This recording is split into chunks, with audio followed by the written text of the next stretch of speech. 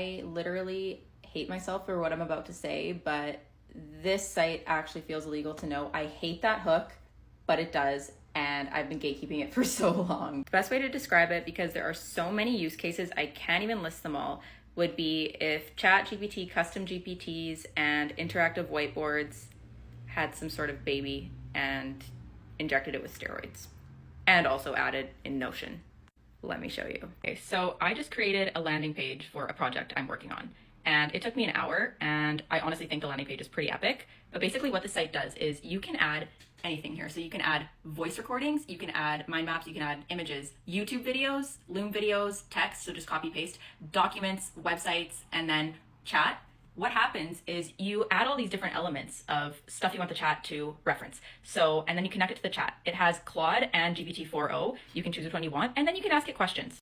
So here I added everything about the brand I'm doing, I'm creating it for, and then I added I don't know how to write a landing page, so I added 4 YouTube videos about best landing page practices, and then had it outline it for me and collaborated with Claude to write my landing page. And then I don't even need to open a Google Doc because it has a Notion editor here.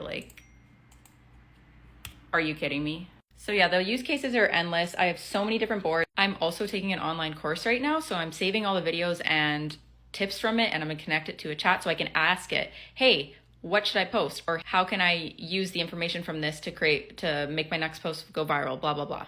I also used it to conduct an interview with someone I had to interview. So I added screenshots of LinkedIn posts, X posts, articles about him, YouTube videos, websites, blah, blah, blah, added voice recordings of what I was trying to do, asked it questions, and then I had the AI help me formulate questions to ask him in the interview. At the end of the interview, he actually said to me, wow, that was such a great interview. Those are some of the best questions I've been asked, and I've been interviewed by a lot of broadcast journalists. I was like, it's not that I didn't do the work. I did it. I just did it more efficiently with research. I was able to say, hey, what are the key points? What has this guy done? What do I need to know about him? Instead of me opening 10 million different tabs and learning that way. I could see this being good for ads agencies, content creators, copywriters, marketers, literally anything. You can add 5 YouTube videos, not watch any of them, and just ask questions. What are the key takeaways from each one? So the main difference between this and a custom GPT is custom GPTs are just chat-based, and you need to train them, and they also can't access the web live.